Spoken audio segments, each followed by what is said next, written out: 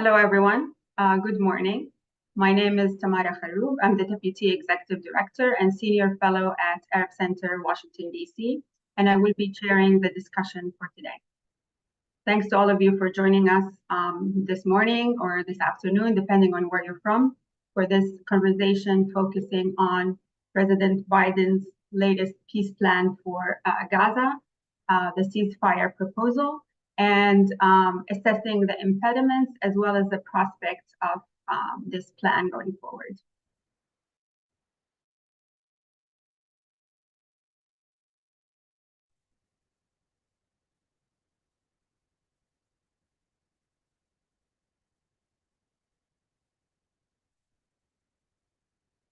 It as a roadmap to an enduring ceasefire and the release of all hostages.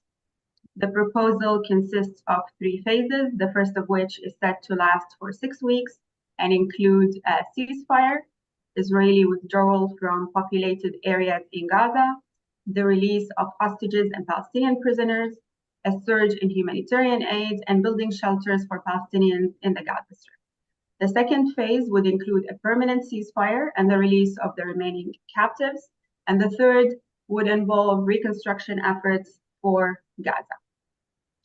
The U.S. has been saying that Israel has accepted the proposal, in fact, that it was an Israeli proposal, but Israeli officials have not publicly acknowledged the 3-phase plan and maintain their commitment to continuing the war until the elimination of Hamas. Hamas initially announced its support for the deal, but submitted amendments on Tuesday. These were described by Israel as a rejection from Hamas, but a Hamas spokesperson said they were simply comments. Yesterday, National Security Advisor Jake Sullivan said that many of Hamas's proposed changes are minor and not unanticipated, while others differ substantially from the UN Security Council resolution and previous Hamas agreements. Secretary of State Antony Blinken said some of these changes are workable and some are not, but the gap is bridgeable. A Hamas spokesperson disagreed today that they were unworkable and stressed the lack of an Israeli acceptance to the deal. There have been reports that Hamas wants specifics and confirmations included in the agreement, like the withdrawal schedule and areas, names of prisoners to be released as part of the exchange, and international guarantees that there will be, in fact, a move from the first to the second phase. Blinken said today that he's optimistic a deal can be reached. As for U.S. policy, President Biden signaled in his speech on May 31st for the first time his support for an end to the war, suggesting maybe a possible shift in U.S. policy. This was followed earlier this week with a surprising U.S.-sponsored Security Council resolution that was adopted on Monday. It was passed 14-0 with only Russia abstaining. The resolution endorsed the U.S.-backed ceasefire proposal. It is binding under international law and calls on Israel and Hamas to fully implement its terms without delay and without condition. And so we at Arab Center Washington, D.C. wanted to convene this panel of experts today to discuss the details and motivations behind the proposal by President Biden to assess the impediments and prospects for its acceptance and success. What prompted this change in tone from President Biden, and how significant is that? What is the importance of the timing for this move? Is it primarily driven by considerations for the 2024 elections and Biden re-election chances? What do we know so far about the responses from Israel and Hamas? And what is the likelihood of this plan moving forward? What measures are there to ensure enforcement and implementation of the agreement? And just beyond that, what proposals are being discussed for Gaza after the war and for resolving the conflict in general? A lot of questions, and hopefully we'll get to answer some of them in the next hour and a half or And we have an excellent panel of experts. We're fortunate to have them with us today and for taking the time to join us. I will introduce the speakers in speaking order. I'll introduce them very briefly. Aaron David Miller is a senior fellow at Carnegie Endowment for International Peace. He served for over 2 decades at the State Department in different capacities, including as advisor to different administrations on U.S. policy in the Middle East and the Arab-Israeli peace process. Next, we have Merab Zonshine. She's a senior analyst on Israel-Palestine at the International Crisis Group. Hana El-Sheikh is the Palestine Project Coordinator at Arab Center, Washington, D.C. She's also a PhD candidate in History and Middle Eastern Studies at Harvard University. And last but not least, Yusuf Munayyer is the head of Palestine-Israel program and a senior fellow at Arab Center, Washington, D.C. Thank you all for joining me and for contributing to this conversation. Quickly, in terms of format, before we begin the discussion, I will give each speaker a few minutes to present opening remarks, and then we'll have a discussion and we'll take some questions from the audience. For our audience members, you can send in your questions at any time during the discussion through the Q&A feature on Zoom. And for those watching on social media, you can send in your questions by email to events@arabcenterdc.org. And we'll try to take as many questions as possible. And with that, we'll begin the discussion with Aaron David Miller. Aaron, if you could give us some opening remarks about the Biden administration's policy and goals here. In your assessment, is this a change in policy or just tone? Is this a significant shift that we are seeing now? Thanks, Marin. It's great to be here with Yosef, Hana, and Meirav. Let me begin with an observation that I have to remind myself every day of, because I think it's elemental to this discussion. The Middle East is literally littered with the remains of great powers who believed wrongly that they could impose their schemes, dreams, aspirations on smaller ones. And it's been my experience, and in fact, my personal views here, that when the crisis is perceived to be tethered to vital national interests, and in the case of Hamas, existential interests, the influence and impact of outside parties, of external parties, is really quite limited. We can discuss why that is, but it is a reality. Next month is the 9th month of this war. And it is the 2 major combatants, Israel and Hamas, that have been responsible for the escalation, de-escalation, the ambitions, the objectives, the lulls, the intensification. It is their war. And it is being fought largely at the expense of civilians, which has even increased, in my judgment. In some cases, narrowed the room for maneuver. In other cases, it has expanded it. And I think it is certainly elemental when it comes to looking at the U.S. view of this conflict. The U.S. has had 2 objectives. One is containment and the other is war termination. It is arguably succeeding, at least so far, although it reminds me of the joke about the guy who jumps off of a 10-story building, and as he's passing the 5th floor, somebody yells out, "So how are you doing?" He says, "So far, so good." War termination is another matter, and the U.S. has not succeeded. And at the center of the policy of war termination is the U.S.-Israeli relationship. I just want to spend a minute because it's critically important to what has happened, and I think it's going to be fundamental to prospects for going forward. People ask me all the time, it's the single most frequently asked question I get.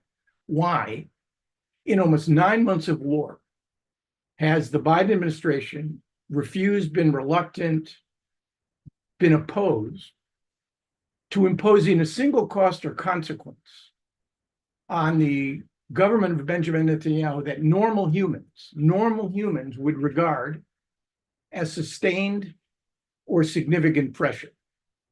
I've answered this question a million times from the beginning of this conflict. I'm no prophet, but I argued that the four elements that account for the Biden administration policy have remained intact.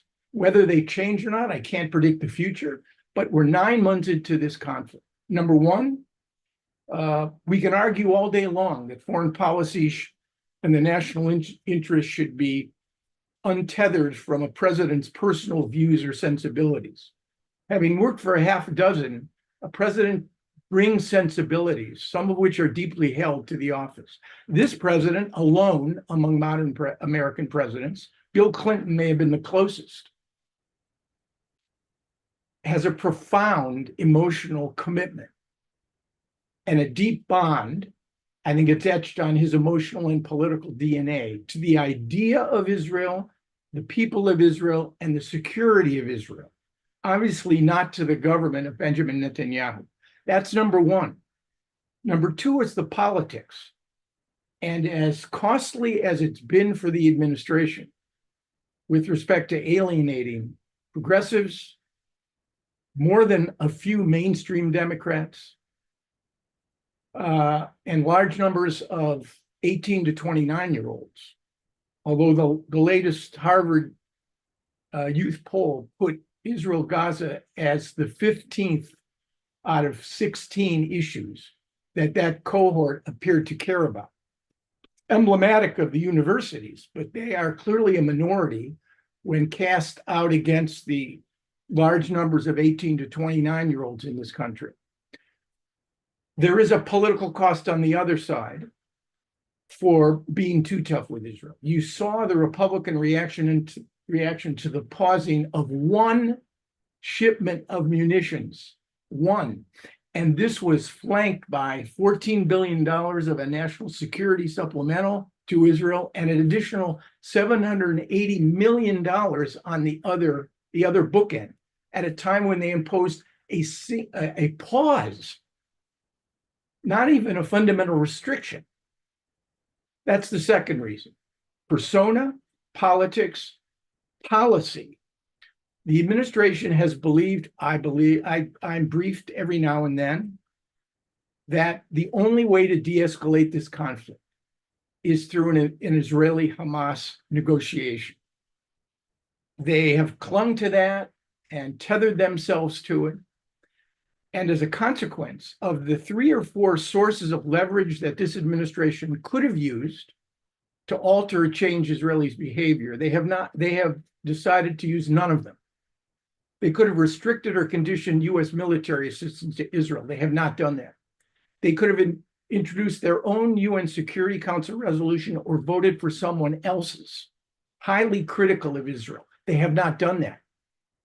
They could have abandoned the notion of an Israeli-Hamas negotiation and joined the international chorus, pressing for cessation of hostilities, an immediate cessation of hostilities, which is where the international community is. They have not done that. They could have fundamentally altered their view on recognition of Palestinian statehood. They have not done that.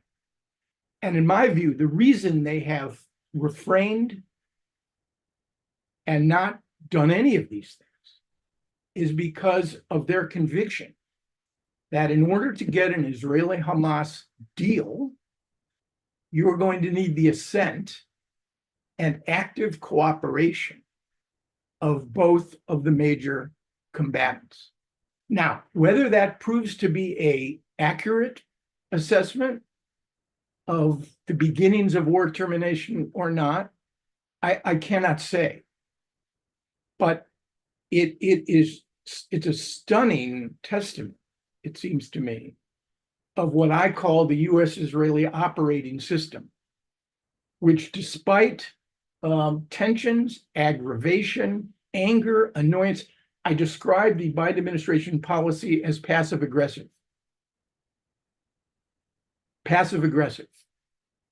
And until, what's the date today? June 13th? That policy remains the same. Let me conclude just with one comment on the Biden initiative, because it draws me back to the first comment on limited leverage of parties. What's the problem with this proposal? It's not the absence of clever wording. It's not the absence of fundamental creative fixes that could conceivably address all of these issues. It is the fundamental reality that to have a successful negotiation, you need urgency. You need enough pain on one hand and enough gain on the other. That's what moves parties to consummate deals. And it's so clear to me that the only party that is in a hurry here is the Biden administration. That the Sinwar clock and the Netanyahu clock are not synced at all. And neither of them have reached the conclusion that signing on to this, the comprehensive package, is a better approach than continuing to buy time. Let me just make one additional observation. The only way out of this, and I think the Biden administration would jump at it in a minute, is a phase one implementation. A limited hostage exchange, the women, the elderly, the infirm, for an undetermined and clearly asymmetrical number of Palestinian prisoners, a 6-week ceasefire, and the kind of environment for 6 weeks that really would allow the surging of humanitarian assistance into Gaza. I think the administration would jump at that, because their logic is, if you could break the battlefield dynamic for 6 weeks, you could create a set of pressures. That's the logic. Whether it's correct or not, I don't know, on both parties, that might offer an opportunity to build on that. But other than that, I see absolutely no way that the comprehensive proposal as laid out, and remember, it's 4.5 pages. I haven't seen it. We haven't seen it. Maybe a journalist or two has seen parts of it. It's got a lot of detail, an enormous amount of detail. At any rate, sorry to drone on, but my views. Thanks, Aaron. And I want to follow up here just quickly, if you could comment on this for a minute, because you did mention policy as one of the elements of U.S.-Israel relations, and that not only since October 7, but long before that, the U.S. has vetoed the overwhelming majority of resolutions, has long maintained the position that when it comes to Israel, international and multilateral measures are not helpful, and that any solutions must come from negotiations between the two parties. So now, why sponsor a UN Security Council resolution? Why now? Well, the Security Council resolution is simply the validation and the embodiment of what was clearly a set of Israeli ideas, which the administration described in its early incarnation as extremely generous. There was no risk involved in the Security Council resolution, none whatsoever. There's no operative impact of the resolution. It's not a Chapter 7 resolution, so there's no implication or consequence if somehow it's not implemented. It's like 242. I haven't heard that resolution mentioned in a long, long time. So there was no risk here. They took an Israeli proposal, which the Israelis have not publicly, at least the prime minister has not publicly endorsed, although the War Cabinet has endorsed it. Although the War Cabinet basically, now minus Gadi Eisenkot and Benny Gantz.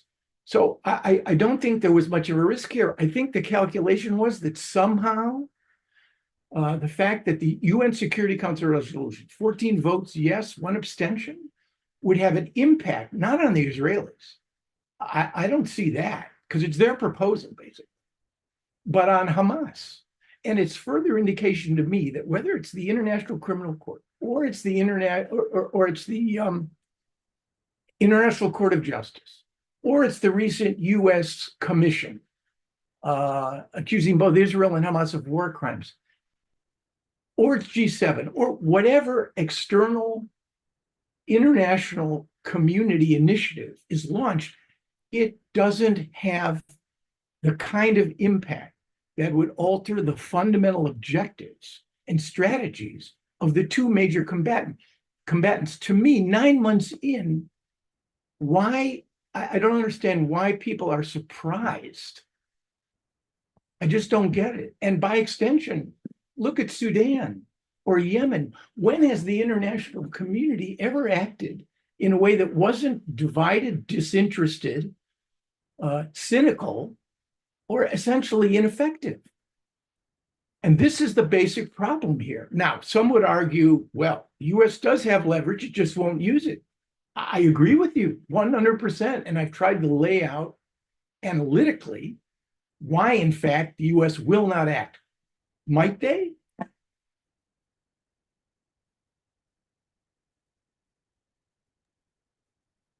All right. Thank you, Aaron, for this. And we can come back to the length. I really apologize.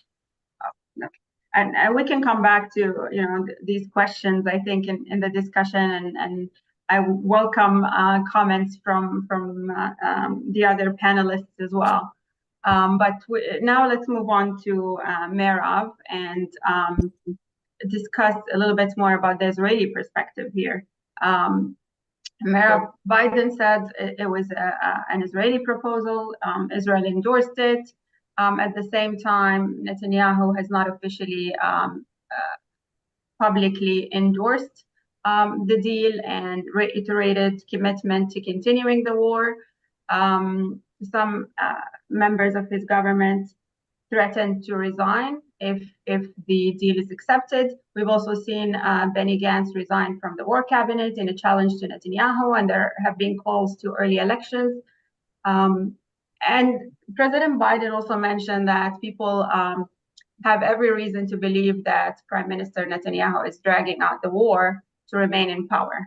So what is going on here? Is this coalition politics? What is the view in Israel, both at the political and the societal level? What is the official Israeli position, and what is the likelihood that Israel will agree to this, whether the implementation of the full three phases of the deal? So thank you. Happy to be here. I wish it was under better circumstances. I have a few things I want to say. I just want to remember to, maybe later we can get into this, what Aaron ended with on the phase one. The way that I see it, what the US and Israel were banking on from the get-go was that there would only be a phase one. And I don't see how you get Hamas to agree to a phase one. And I think, so I don't really see how that's a way out. I see that as being the sticking point. And I think it would be very difficult to get this whole process to go through. So that's to me. And I think in general, what we're seeing here is basically months and months of what we already know, which is that Netanyahu is not interested in a deal, and that the Biden administration is doing everything it can, I mean, to at least rhetorically and on some level symbolically, and even in some ways through actions that it's never taken before, even like sanctions on settlers and other things. It's doing its utmost to signal to Israel that it needs to stop the war. And that obviously is not working. And I also think it's important to point out that the UN Security Council, when Biden came out and said, like, this is the proposal and Israel has agreed to it, I mean, the whole thing was ridiculous when you think about it. But that was, he put his whole entire credibility on the line. And Netanyahu made a very careful, he was very careful to not reject it. He almost, in the first comments that he made on the Sabbath or right after the Sabbath, he actually almost said, okay. And then, of course, he started to walk it back.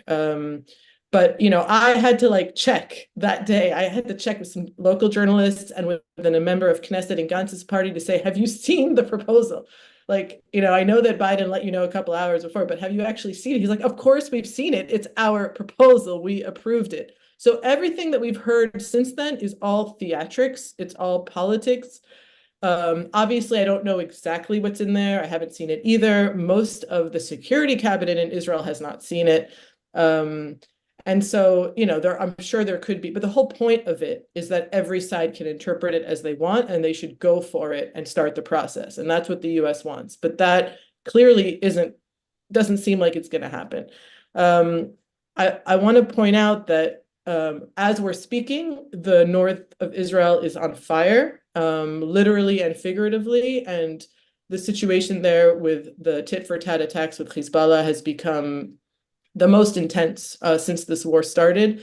It is still very much within a paradigm that nobody wants all-out war, but the more this goes on, the much more likely it is. And you can just feel the people in Israel just going insane that nothing is being done.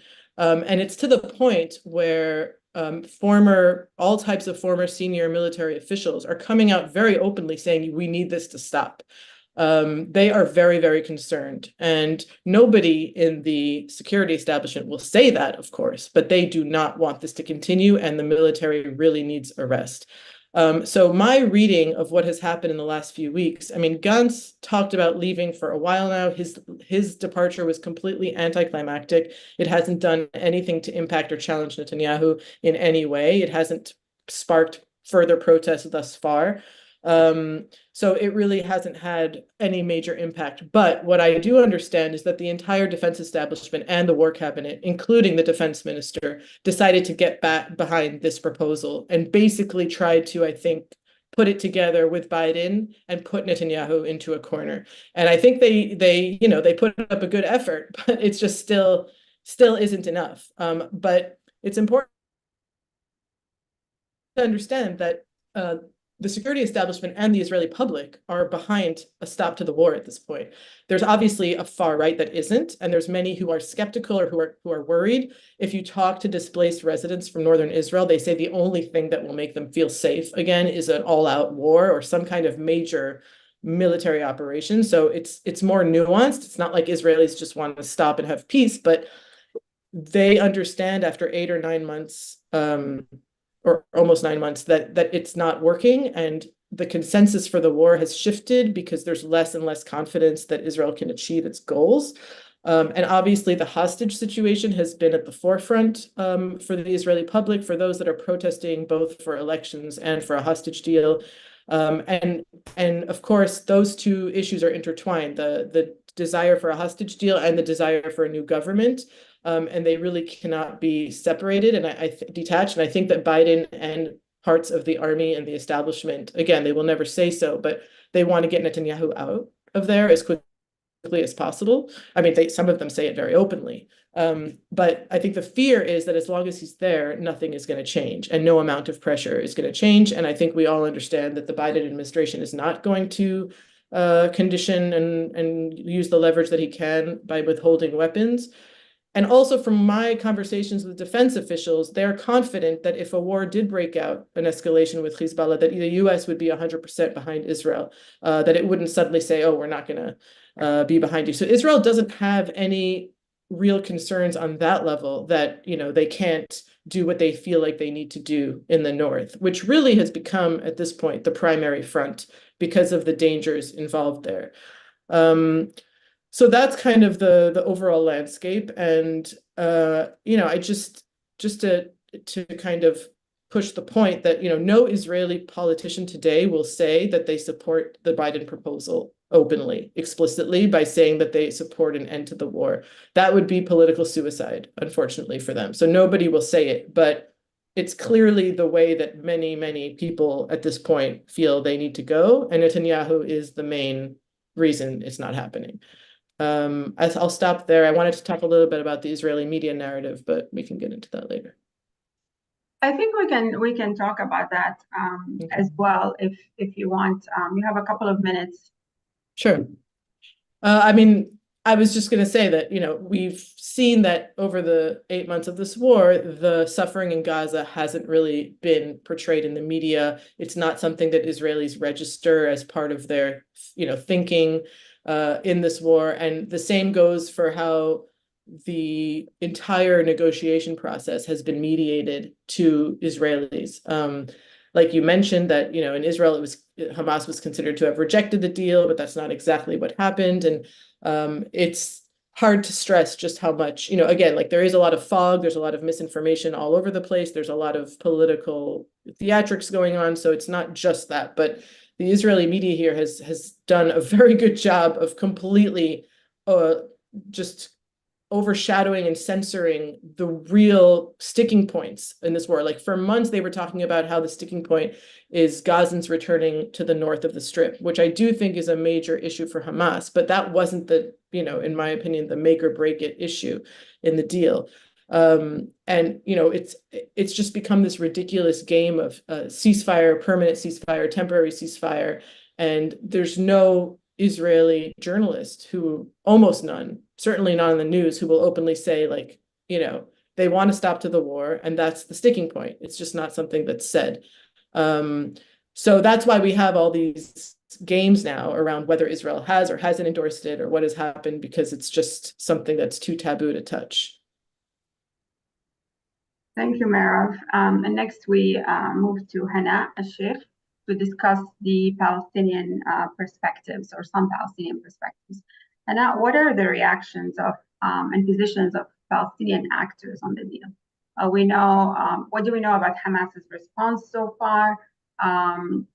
Where is the Palestinian Authority in all of this? And what are the views of the Palestinian public, especially considering that the United States and the Biden administration in particular has been supporting and enabling this war since the very beginning, whether politically, diplomatically, militarily, or financially.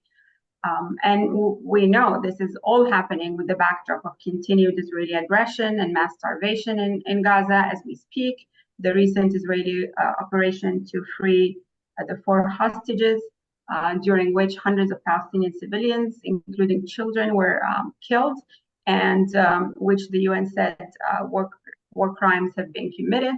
And there are reports that the US was directly involved in this operation.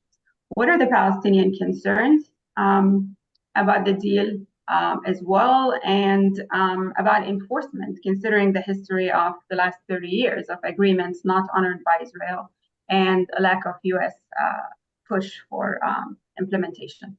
Hana? Thank you, Tamara. I'm glad to be with you all today.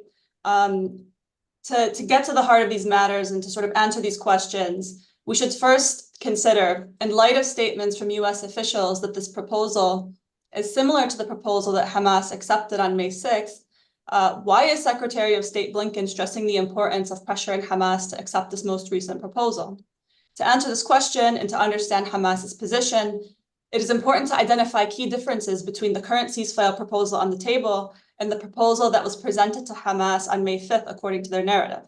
The differences and Hamas official statements on the matter mainly center around omissions. So while the May 5th proposal called for, and I quote, a complete end to the siege of the Gaza Strip, end quote, the current proposal has omitted this language entirely. It also contained provisions for the free movement of Palestinians through the Rafah crossing and the unrestricted movement of goods in stage 1, whereas in the current Biden proposal, there are limits on travel and on goods. Only approved injured or ill Palestinians can travel, and only, and I quote, an agreed quantity of necessary equipment, end quote, for civil defense, moving rubble to uncover bodies, and creating shelters for displaced Palestinians are provided. These are major changes that for Hamas are unworkable amendments to the initial language that would fulfill the needs of Palestinians in Gaza and create the foundations for a lasting for a lasting ceasefire and meet the demands of Palestinians. There are also other issues regarding to changes to the prisoner exchange deal, some specificities that come about in the Biden plan, and for the role of international and regional guarantors that I can elaborate on in the Q&A if people are interested. But it's also worthy of note matters of omission of language from the draft of the US introduced UN resolution that passed on June 10th. The final version of this resolution states that, and I quote, the body rejects any attempt at demographic or territorial change in the Gaza Strip, including any actions that reduce the territory of Gaza, end quote. But in a draft of this resolution, the statement continue on to specify, and I quote, such as through the permanent establishment, officially or unofficially, of so-called buffer zones, end quote. This is a major issue for Hamas and a major issue for Palestinians in the Gaza Strip. But still, This all provides clearer assurances on the matter of territory than the plan presented to the US by Hamas. Additionally, the Security Council resolution called for Gaza's reconstruction to begin in stage 1, whereas the US plan presented to Hamas, there were only plans for the reconstruction of homes, civilian infrastructure, and buildings in a provisional manner in stage 1, with real building commencing in stage 3. Noting these differences should help clarify why Hamas welcomed the Security Council resolution, but submitted a joint response with the Islamic Jihad to mediators regarding the Biden proposal. So what is the major sticking point for Hamas exactly? Osama Hamdan explained in an interview yesterday that the Biden plan currently on the table is the product of an American attempt to placate Israel by amending the document to reflect their demands. Meaning the May 5th document. He added that the US is going back on the May 5th ceasefire proposal that Hamas agreed to. Further, he explained that while the May 5th text stipulates an automatic permanent ceasefire at the start of stage 2, the removal of guarantees from the current proposal puts the permanent ceasefire in jeopardy, especially given Blinken's non-committal language on, and I'm quoting, what may be workable, unquote, in his press conference yesterday, which Hamdan was responding to directly. Additionally, between the watered-down language in the text of the new proposal and Blinken's comments throughout this Middle East tour this week, there are concerns from Hamas that this will enable Israel to evade any commitments to a permanent ceasefire and its withdrawal from Gaza, the return of displaced people, the delivery of aid, the lifting of the siege on Gaza, reconstruction, and a prisoner exchange. So for Hamas leadership, these comments from administration officials empty the agreement from May 5th of its content and call into question the US commitment to an enduring ceasefire. So despite Blinken's focus on rhetorically pressuring Hamas to accept the deal and the characterization of the Hamas response presenting amendments that are only partially workable, Hamdan said, quote, "In everything we have put forward, we have affirmed our commitment to what was presented to us on May 5th. We are not talking about new ideas. We are talking about what we committed to," unquote. Further, Hamdan pointed out that while Hamas accepted the terms of this proposal on the following day, May 6th, Israel ignored this diplomatic progress brokered by its sponsor, the United States, and launched its incursion into Rafah instead, committing several massacres since then. And it's important to note that the only real change that Hamas demands regarding the May 5th proposal is more of an update to require Israel to withdraw from the Philadelphia corridor in Rafah, which Israel started occupying after they had submitted their affirmative response on May 6th.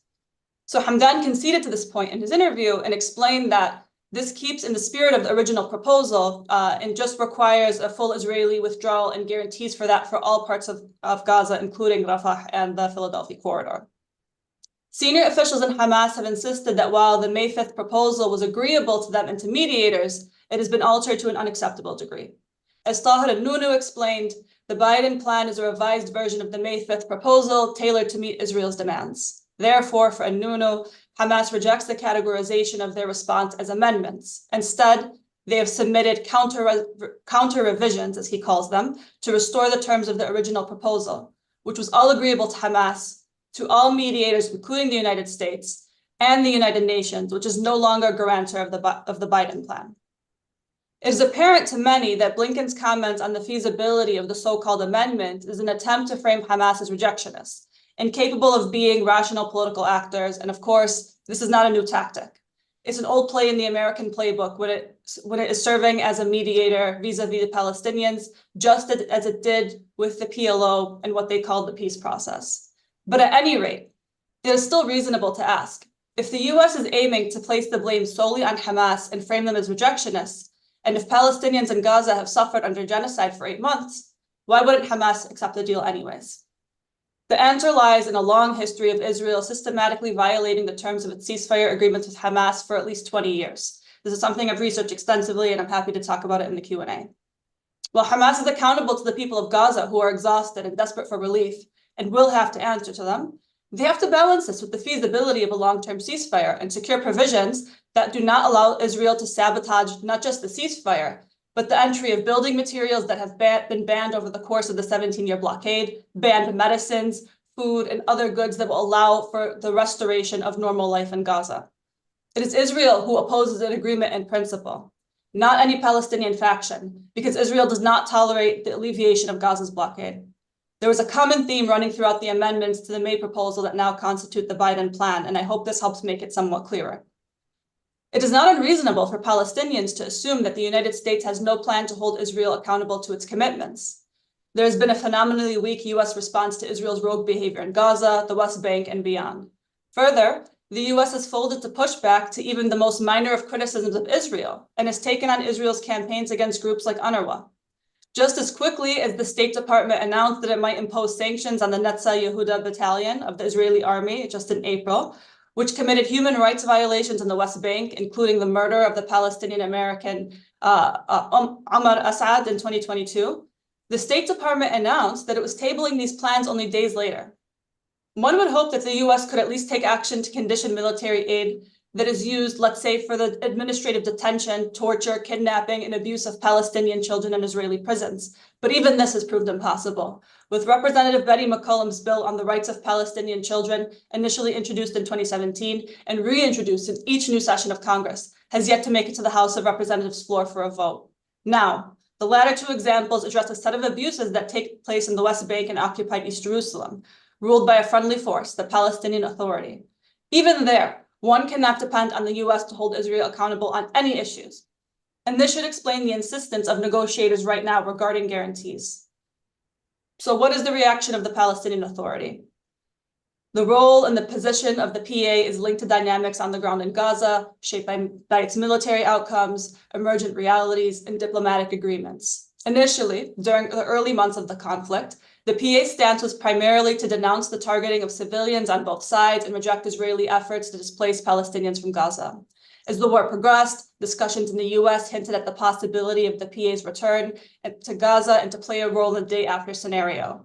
Now it's become a clearer position of the US, both marked by Biden's December 2023 op-ed in the Washington Post advocating for the reunification of Gaza and the West Bank under a revitalized Palestinian Authority, clarified by officials like Jake Sullivan, calling on these comprehensive reforms. And it led to the culmination of these efforts led to the establishment of a non-factional technocratic government that was recently instituted, led by Mohammed Mustafa, an economist and member of the PLO Executive Committee. This new government is theoretically tasked with delivering aid, managing Gaza's reconstruction, implementing proposed US reforms. Meanwhile, the PA has maintained its diplomatic engagement internationally. It's also maintained its security obligations in the West Bank and security coordination amidst heightened Israeli military and settler violence. Israeli economic pressures on the PA, meanwhile, continue to escalate, as illustrated by recent actions from Israeli Finance Minister Smotrich, who seized PA funds. As for the PA's potential return to Gaza, Abbas specified 3 conditions in late December 2023: a complete cessation of hostilities, open channels for humanitarian aid, and safeguards against the forced displacement of Palestinians. Ismail Haniyeh, the head of the political bureau of Hamas, said on May 31st that Hamas accepts a national unity government and joining the PLO and the PA's return to Gaza, but only if it is the product of national, factional, legislative, and presidential elections, and not a technocratic government, which is a difference from the national unity government that almost took place in in the summer of 2014. So Abbas reiterated the PA's readiness to govern Gaza during a conference in Jordan this week. However, all of these statements and efforts remain elusive while the fighting and aggression in Gaza continue, with the emerging realities inside and outside of Gaza after the war ends still unknown. At this point, Hamas has proven capable of maintaining its presence in Gaza as both a grassroots movement and as a combatant force. If a deal is reached based on the current proposals, this will ensure that Hamas continues to be a key player in Gaza. In such a scenario, any return of the PA as part of a post-war arrangement will be impossible without mutual understandings and agreements between the factions. It's unclear whether this is achievable, but it is evident that Israel has consistently resisted Palestinian unity, actively worked to undermine it, as seen in 2014, when a catalyst for its war on Gaza was the disruption of the formation of a Palestinian unity government, and it's likely to continue to do so. To conclude, we are witnessing the dramatic intensification of entrenched Israeli patterns, exclusive demands for a military solution with unchecked support from the US, refusal to engage in diplomacy and political processes, the inability to achieve its military goals, and this time around, large segments of the international community recognize these war crimes amount to genocide. Just overnight, the world changed. And I mean this literally. We have witnessed an escalation in northern Israel that might contribute to breaking these patterns. If the US doesn't exert appropriate pressure on Israel to accept a ceasefire, this might not just lead to destabilization in Gaza and its vicinity, but in a much wider segment of the region. Thank you. Thank you, Hannah. And we'll come back to this question of what the US is willing to do to push for this ceasefire agreement in the discussion. But now I want to move to Yusuf and discuss a little bit more the US domestic calculations. Yusuf, what are reactions to this proposal in the United States? Do people care? Especially if we look at the grassroots and protest movements that have been unhappy with the Biden administration's policy for the past 8 months. And if we look at the Biden administration itself, what motivates this shift now? Are these political calculations driven by the upcoming elections and the growing protests in the US? Is there enough momentum for the administration to push for implementation and enforcement? Yeah, thank you, Tamara, and thank you all for the analysis that you provided. I want to address a couple of things in relation to those questions. First, I think it's important to recognize that we are seeing a shift over the course of these 8 to 9 months. It's important to remember that at the beginning of this period, the White House's position in relation to calls for a ceasefire were that they were, quote, outrageous. And I think one official even said that calls for a ceasefire in October and November were disgusting. Now we are at a stage where the President of the United States is getting up in front of the entire country and making a proposal for a ceasefire, whether it's an Israeli proposal or not, is a question we can tackle later. But the willingness of the administration to invest personally in owning calls for a ceasefire has clearly changed. And this is a product of the realities on the ground, but I think it's not only a product of the realities on the ground, it's a product of the fact that this war is very unpopular around the world and also increasingly in the United States, especially with people who matter for President Biden's election chances. And as we approach November, I think this increasingly comes into focus and plays into the calculations that White House decision makers are considering. And I would push back a little bit on some of the characterizations of the importance of this that Aaron made. While I do think the polls show, Aaron, as you noted, that as a issue of importance among certain constituencies, this is not necessarily particularly high, even though for some people it is a very, very important issue. But as we know, in the United States, the way that elections tend to play out, they're often decided by extremely narrow margins. And even though hundreds of millions of people will probably cast ballots in the election in November, it'll probably come down to 100,000 votes in maybe 5 or 6 states. And so this is an election that is going to be determined on the margins. And for those reasons, the constituencies that on the sort of bigger picture we can easily dismiss are vitally important to keep within the coalitions that are going to produce a re-election for this administration, if that is in fact what we're going to end up seeing in November. This is going to be a toss-up. That's all the polls kind of put it that way from now. Even though we are seeing an election between President Biden and Trump, who not only, of course, lost in 2020, but sort of led an insurrection against the election, and now is a convicted felon.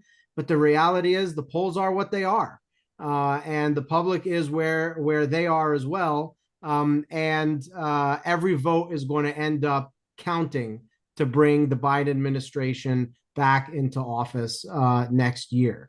So I think these constituencies matter a lot. And when we look at the numbers more closely, there's very strong reasons, if you're in the Biden camp, to be alarmed at where the youth vote is.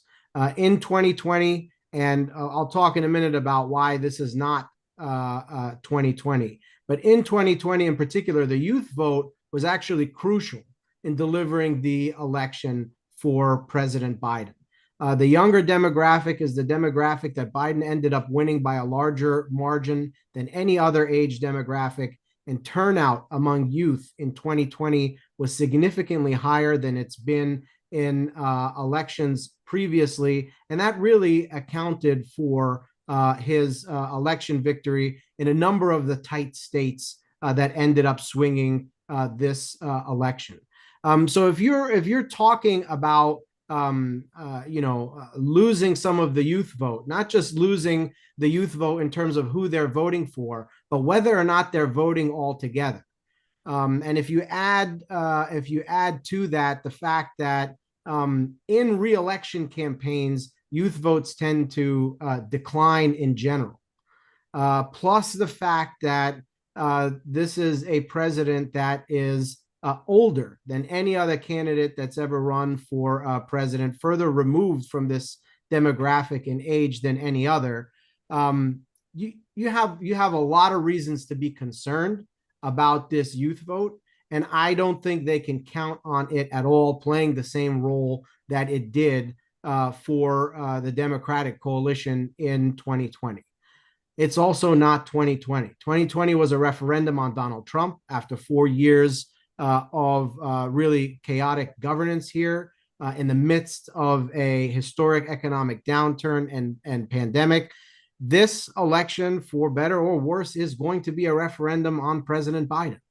And the numbers for the president in terms of favorability are historically low. Another warning sign that I think cannot be dismissed. His approval ratings going into this election are lower than Trump's approval ratings going into the 2020 election.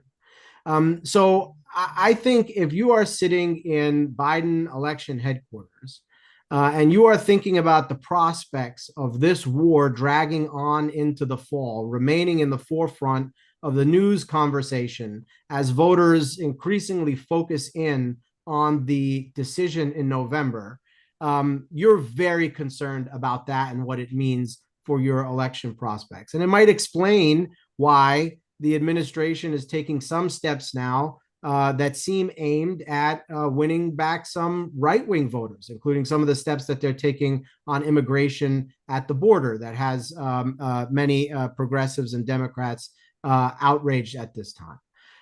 So I think this is an important motivating factor for why the administration is taking these steps at this time. The president of the United States probably spoke more extensively about this issue when he laid out that ceasefire proposal than at any point over the last 7 months or so in his comments. Most of what we've been hearing from the administration on this issue has either come through the press secretary, has come through the State Department, or has come through leaks to the press. But the president himself has not spent a lot of time investing and communicating heavily on this issue. And that was something that changed with this ceasefire proposal. So, when you add also the fact that the Northern Front is heating up, and you might be seeing a situation where not only is Gaza unresolved come September, October, November, but also there's an expansion of this war into Lebanon. That is not just bad, of course, for domestic reasons, but also regionally as well. So there's a lot of reasons why I think they're moving in the direction of trying to, as the president said, importantly, in his remarks, that it's time to bring this war to an end. This, I think, brings us to the question of whose proposal is this anyway? And we have heard so many different messages from the administration about this. The president of the United States came out and said this is an Israeli proposal.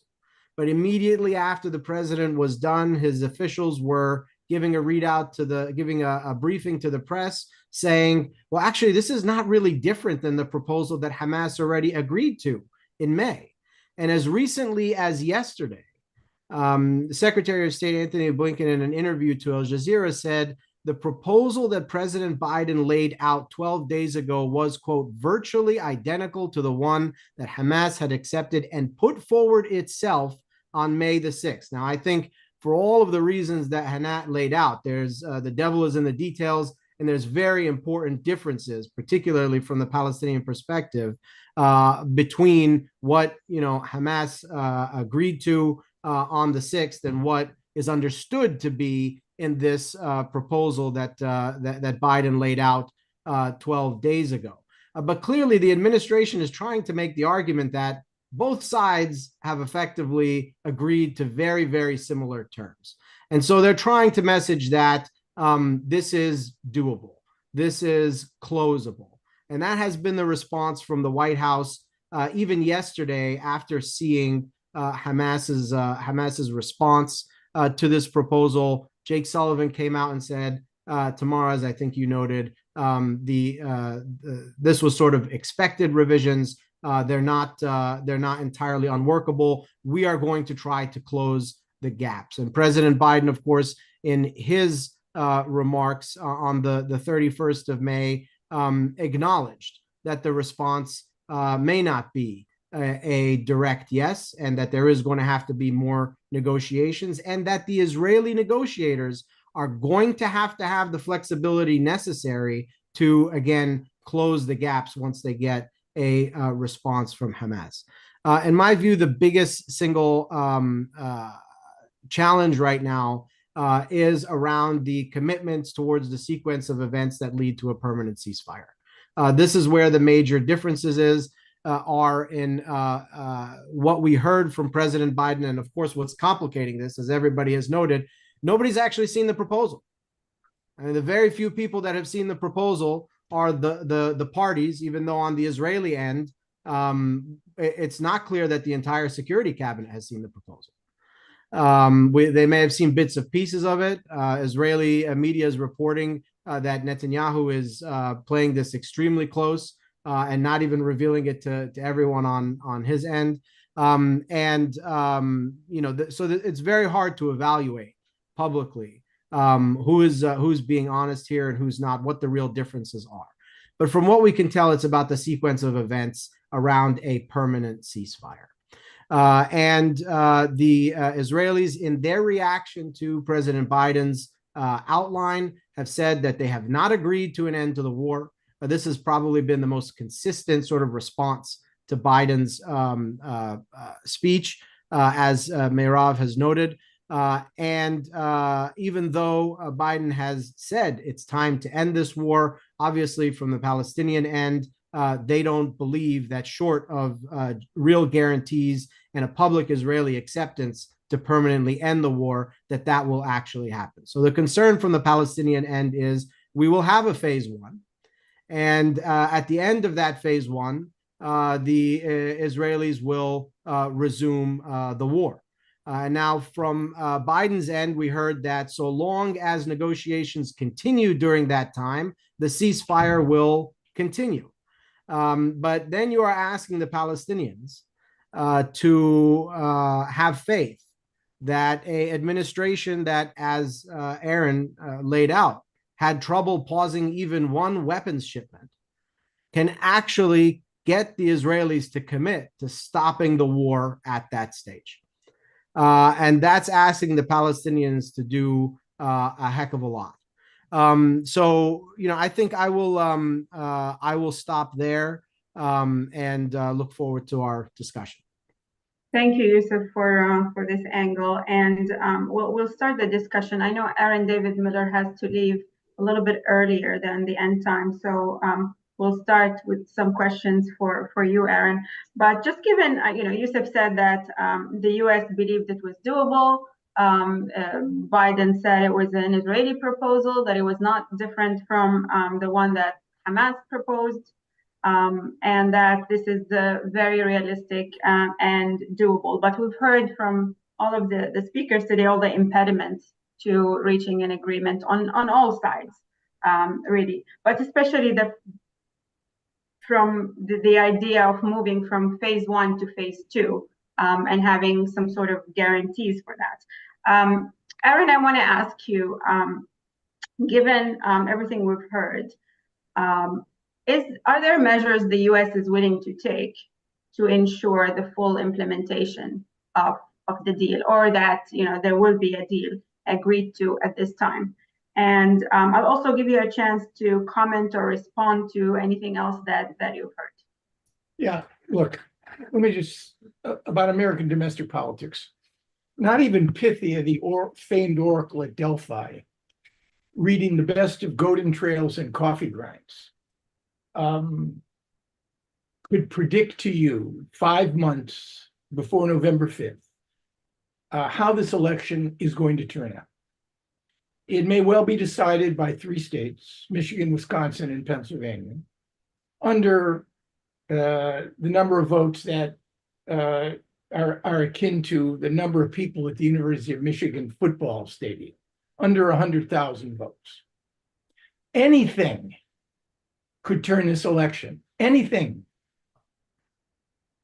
Trump's felony conviction, Merchan's decision on July 11th on sentencing, the June 27 debate between the president and Donald Trump, and yes, Gaza. If in fact, and I agree with Yusuf's point on the salience of this issue for the Biden administration, the problem, of course, is,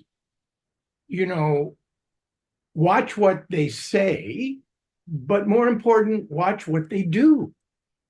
If in fact the administration viewed this issue as perilous, and maybe they should, I think you would have seen by now a much different policy. You would have seen a much different policy months ago on 2 issues, which the Biden administration was late to. Number 1 is humanitarian assistance. There would not be a scintilla of aid getting into Gaza had it not been for American pressure. But they really didn't do what they could have done far earlier in this conflict. And second is the issue of empathy. The President of the United States, because he conflates loss with his own personal tragedy, and I think he's a caring human, was much more ready, and it was much easier for him to identify with Israel's loss, the Hamas terror surge of October 7th, the sexual predation, the rapes, the hostage taking, including the 5 Americans that are reported to be alive, and the bodies of the 3 that Hamas or another Palestinian group continues to hold. He has not been able to convey that same sense of emotional commitment, empathy, with the exponential rise of Palestinian deaths and the extraordinary suffering of the people of Gaza. But I just don't see a fundamental change in the administration's policies based on domestic politics. In fact, it is a rare example of a president committing himself, presumably partly based on his own commitments to the Israelis. I just don't see any evidence, any empirical evidence that his political advisors are saying, look, boss, you got to do something big. You really need to demonstrate, if you want to at least maximize the chances of those people who are despairing and angry and will never vote for Joe Biden again because of his acquiescence and support for Israel's campaign. And you got to do something about this. something that is consequential. And where is that something? The UN Security Council resolution, the last time we voted for a UN Security Council resolution pertaining to the cause of Palestine, I think was 1980. We've abstained, but I'm not sure we have voted for. So that Security Council resolution, in my judgment, was not a risk at all. It was something the administration thought might serve as a pressure point, primarily on Hamas. I just don't see it. Now, maybe it'll come. I mean, in 5 months, maybe it'll take another mass casualty event. Maybe things will get so bad on the Northern Front. But if you trip into war, I'll let Meirav speak to this. If you trip into war on the Northern Front, I guarantee you there will be zero effort on the part of the administration to do anything that undermines or contradicts and I'm talking about a war that is in train, a massive escalation that goes so far beyond the summer of 2006, which could easily draw in Iran, given the events of April 13, 14, and could easily draw in the United States. A regional war, something this region has never experienced before. That will not be a time to lower the boom on Israel. It'll even be more, and you'll watch Congress go shoulder to shoulder on this. So I'm just observing. I didn't even want to reveal my own personal views here, analyzing. As for the proposal, look, I spent a lot of time with Israelis and Palestinians in negotiations. A lot of time. I know the way we operate. Maybe with the best of intentions. At Camp David, just one little anecdote. July 2000 was the last serious effort, in my judgment, to deal with these issues. You had an empowered Palestinian leader who had both electoral legitimacy and moral authority and the legitimacy of the street. You had an Israeli prime minister who clearly went farther than any other prime minister, not far enough for a conflict-ending agreement, and you had an American president that cared about this. On the fourth day of the summit, we had put out a paper, an INP paper, which laid out Israeli and Palestinian positions, and with some bridging ideas. And I saw late Saab Erekat on one of the walking paths, and he said, Aaron, and I've known Saab for a long time, and he knew. He said, so where's the paper? I said, we're still working on it. And he smiled and he looked at me and he said, you've given it to the Israelis first, haven't you? And I smiled back and walked on. So on the fourth day of the summit, my view is the summit came to an end. We lost control of it. The first Camp David, the draft went through 23 iterations and the Americans controlled the text. So we take Israeli ideas. Our MO in a negotiation is to take bad Israeli ideas and try to improve them. And then in a credible effort, as credible an effort as possible, try to get Palestinian acquiescence and support. It's led to some successes over the years, 3 disengagements, Henry Kissinger, Baker of Madrid, Jimmy Carter with an Egyptian-Israeli peace treaty, where in fact we did play a role. Not just as an effective broker, but an honest one. So it's the same pattern with this negotiation. The reason there will be no comprehensive commitment to this deal has nothing to do with the language, nothing to do with the text.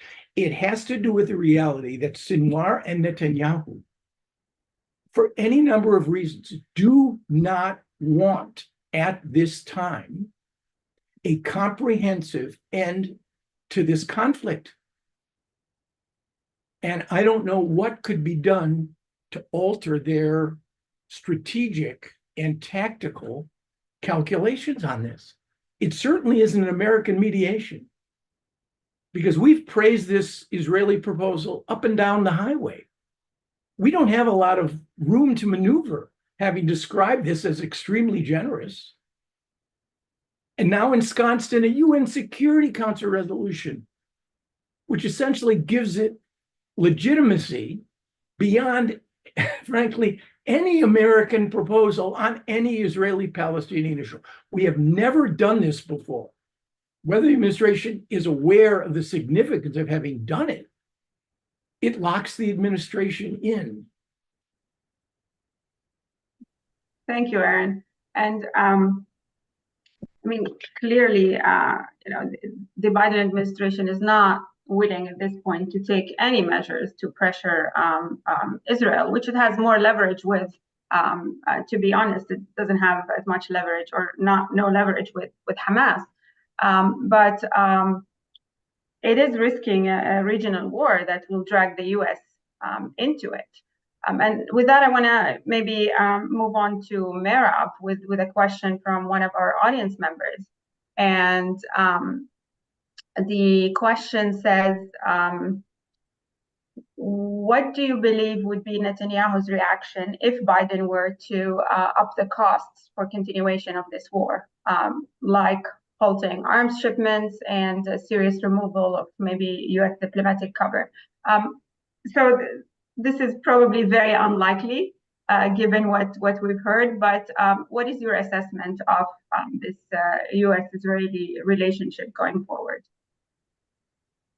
And I'll give you also a chance to maybe comment on everything else that you've heard as well. Sure. I mean, my understanding is that Israel cannot prosecute war in Gaza or elsewhere without US weapons. It literally will run out and will need more. So that action would put Israel in a situation it's never been in. And it's very hard for me to see what it would look like because of what we said, that it doesn't seem likely, but it would force definitely a change. I don't know exactly what Netanyahu would do. It could trigger the defense minister to leave, which he's probably already considering anyway, if he can. So it would trigger a lot of things. Would it mean that Netanyahu would put his hands up and say, okay, I'm done? No.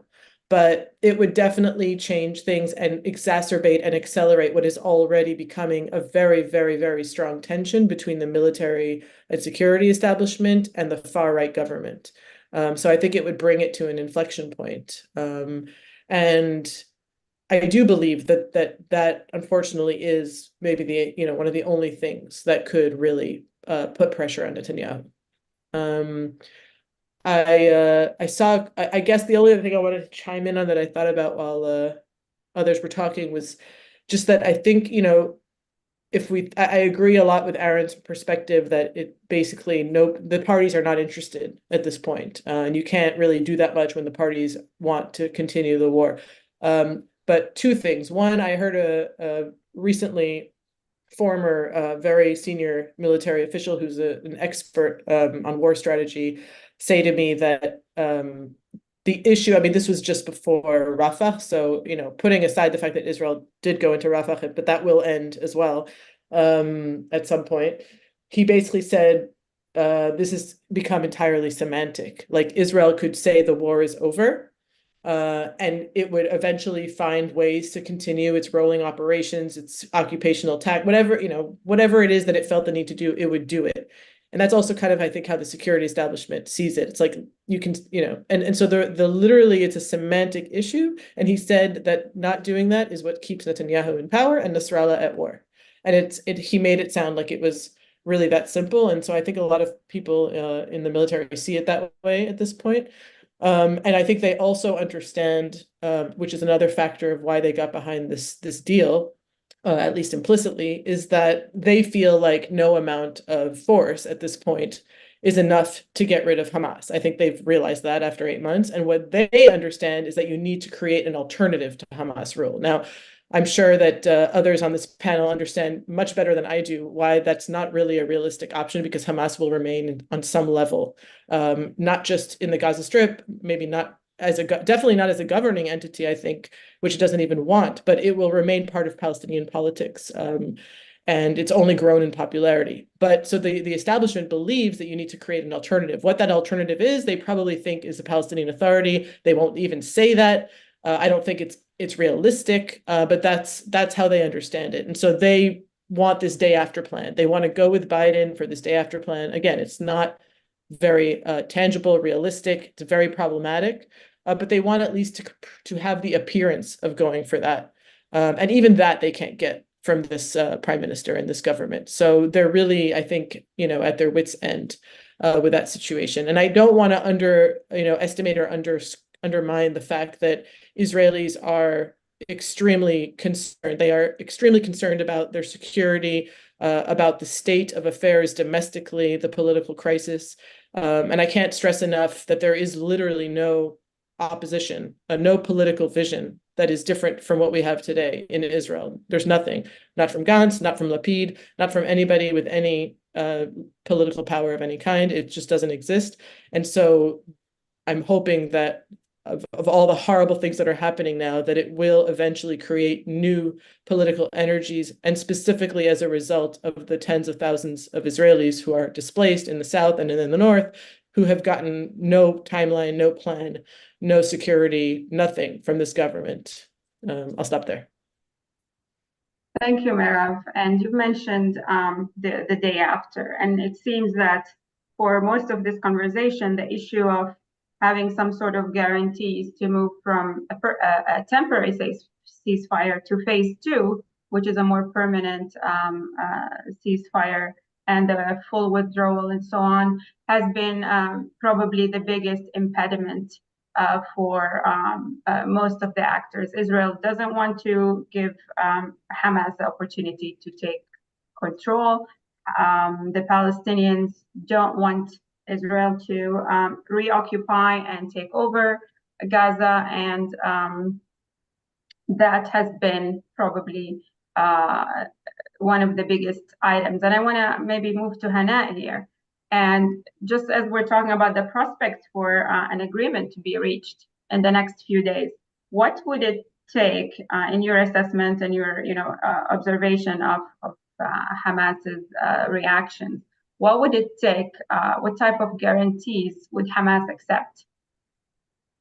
So what I see is that, based on their narrative, that the guarantees that they would accept do not differ much from what was seen in the May 5th proposal. But to be more specific about that, because there were certain ambiguities from what we were able to access, it would be the sorts of things we've been getting at throughout the course of this conversation.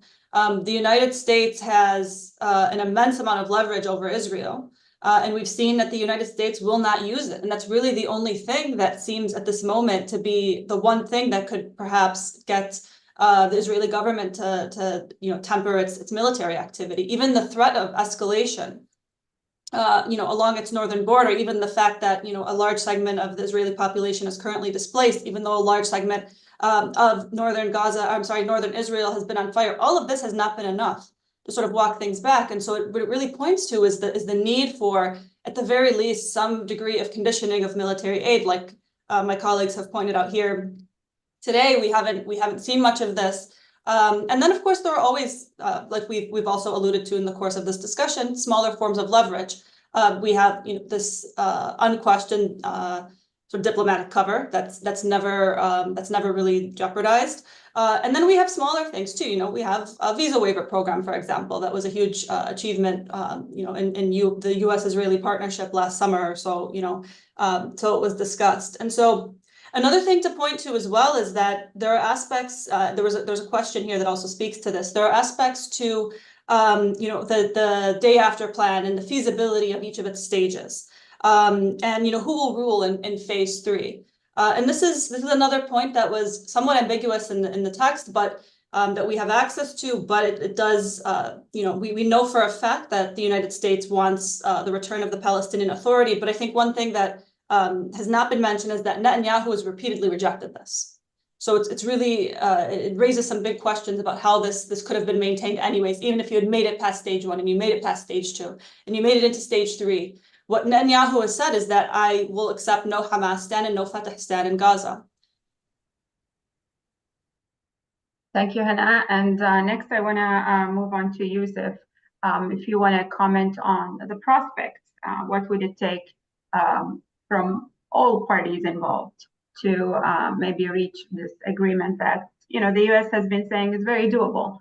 And I'll add in another question for you here. Has Israel become a liability for Biden and the United States at this point? It's a question from the audience.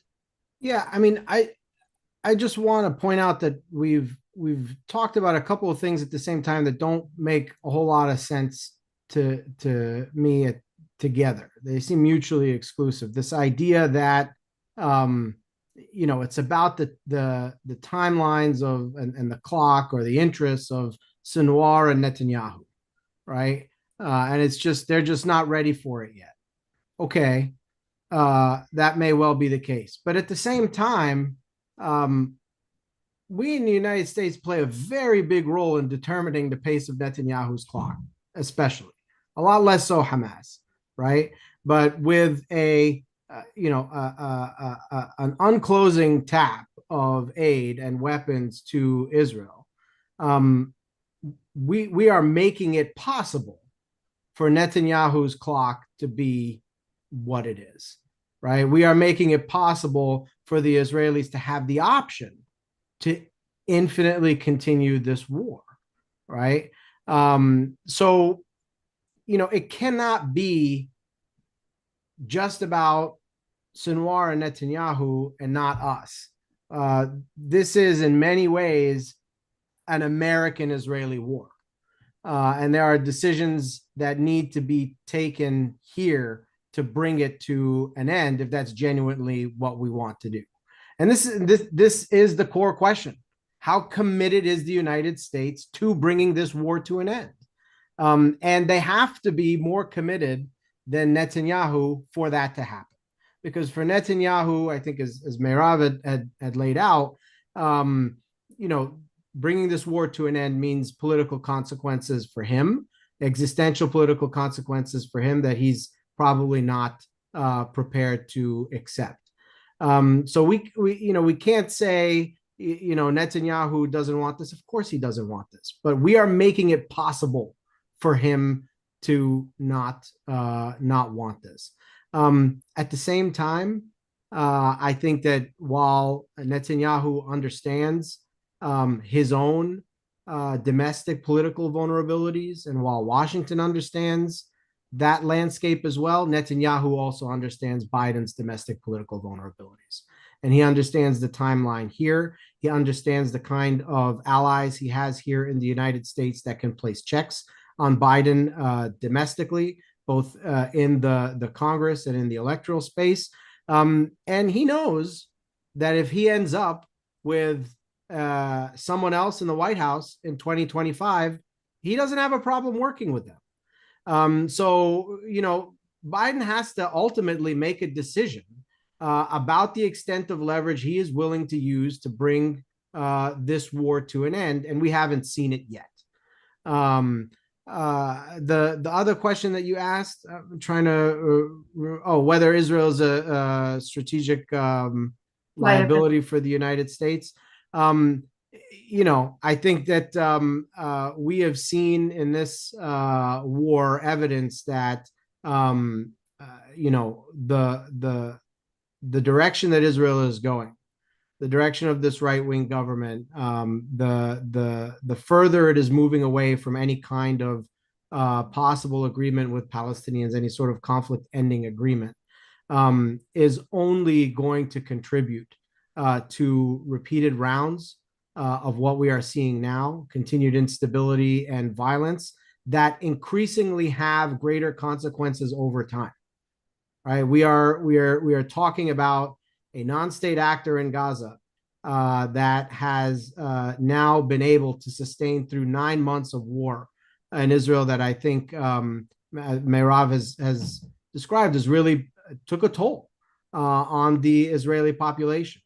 And we are seeing regional dimensions to this that we have never seen before. If there is a next round of this 5 years down the line, 10 years down the line, I don't know. We should expect it to have much higher stakes, much higher costs. And I think you cannot but see this as a strategic liability for the United States. So yeah, that's my view on that. Thank you, Yusuf. And I want to give Aaron David Miller a chance to respond and comment. But I'll bring Yusuf's question back to you, Aaron. How committed is the Biden administration to bringing an end to this war, and how far is it willing to go to do that? And we have a question for you from a member of the audience about the specific response from Hamas. Is the U.S. considering the response seriously, or as Blinken said, it's unworkable? Not that we need any more constraints on the Biden administration's risk aversion with respect to Israel, but the Hamas piece is I think, an often unignored element. This is not a traditional situation. Israel and Egypt, right? Until this intelligence failure and this trauma, October 6th was the greatest intelligence failure in the history of the Israeli state and the greatest trauma. 2,800 Israeli soldiers killed, countless numbers of Egyptians and Syrians. And yet within 6 weeks, 3 weeks of October 6th, you had a ceasefire.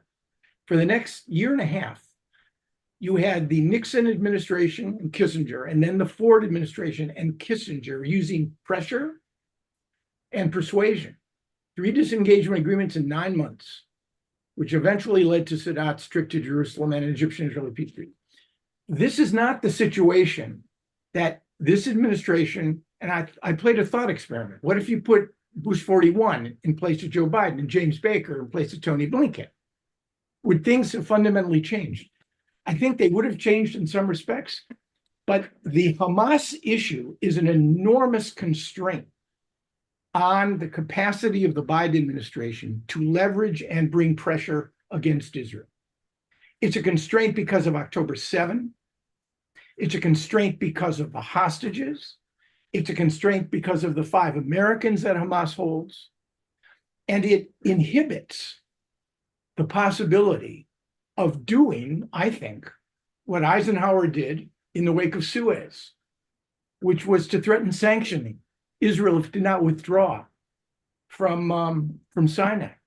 It would have inhibited Reagan in Lebanon, who delayed these 3 times, once in response to Israel's extension of administrative law over the Golan Heights, and twice in response to Israeli actions in Lebanon, delayed F-16s. It would have inhibited Baker and Bush from denying $10 billion in housing loan guarantees.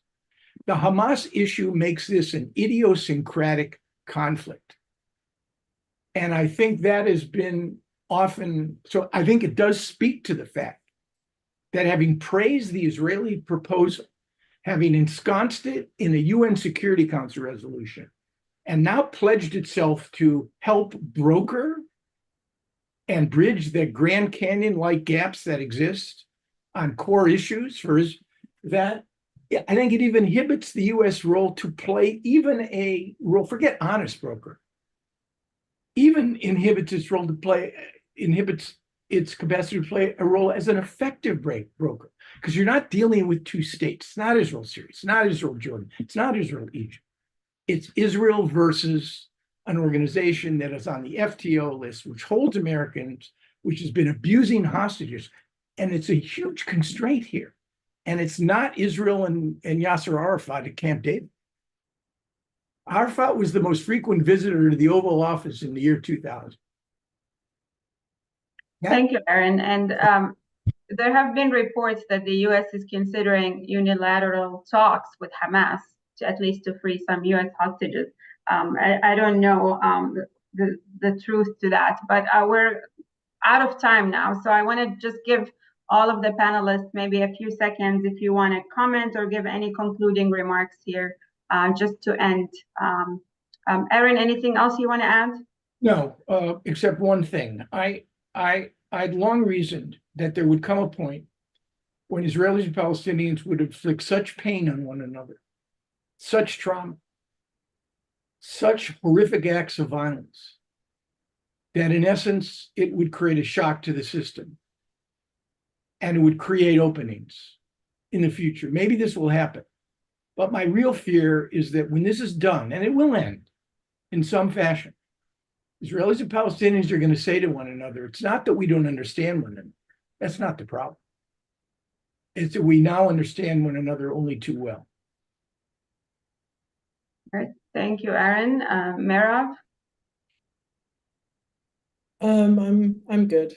Okay. Hannah? I think I've said it all. Thank you. Okay. Yusuf, last word. Yeah, the last thing I would say, just in adding on to Aaron's last point, I think the issue with Hamas, as he points out, is not that they are a non-state actor, even the type of actor that they are, because the United States has found ways to engage in negotiations and agreements with other non-state actors, even ideologically driven ones. But there is a real challenge that is posed, and this is where I think that there is something to this point by the regime of anti-terrorism related laws in the United States that have been built up so much to respond specifically to Palestinian aspirations that it actually constrains the United States' ability to achieve diplomatic objectives in the region. And of course, that's definitely a conversation, a much bigger conversation for another day. Thank you, Yusuf. And we've reached the end of our time for today's discussion. On behalf of Arab Center Washington, D.C., I'd like to thank all the speakers for your insightful remarks, for your time, and for being with us today. Thank you to our audience for tuning in. Just a quick note, the video of this discussion will be available on our website. Follow our work at arabcenterdc.org. Thank you again, everyone, and take